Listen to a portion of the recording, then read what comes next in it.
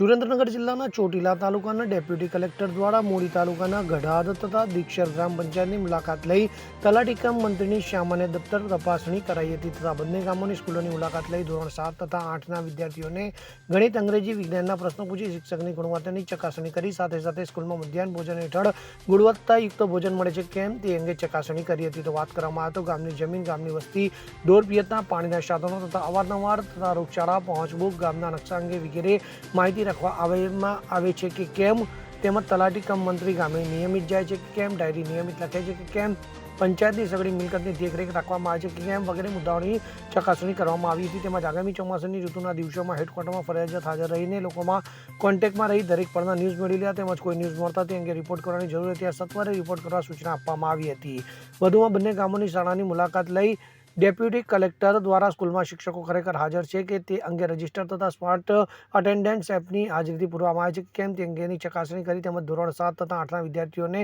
ગણિત, અંગ્રેજી, વિજ્ઞાન જેવા વિષયોમાં પ્રશ્નો પૂછી શિક્ષકની ગુણવત્તાની ચકાસણી કરી સાથે સાથે મધ્યાહન ભોજન યોજનામાં સરકાર દ્વારા નક્કી કરવામાં આવેલ મેનુ મુજબ ભોજન અને નાસ્તો સ્કૂલમાં મળે છે કે કેમ તથા જેટલા વિદ્યાર્થીઓ ભોજન લે છે તેટલા વ્યક્તિઓની જ હાજરી પૂરવામાં આવે છે તે અંગે ચકાસણી કરી વિદ્યાર્થીઓ સાથે તમામ શિક્ષકોએ પણ ભોજન લેવા સૂચના આપવામાં આવી હતી તથા ગુણવત્તાયુક્ત ભોજન બને છે કે કેમ તે અંગે ચકાસણી કરાઈ હતી. વધુમાં મધ્યાહન ભોજન યોજનાનો જથ્થો સ્ટોર રૂમમાં જ રાખવામાં આવ્યો કે બહાર કોઈ સ્થળે ન રાખવા સૂચના આપવામાં આવી હતી.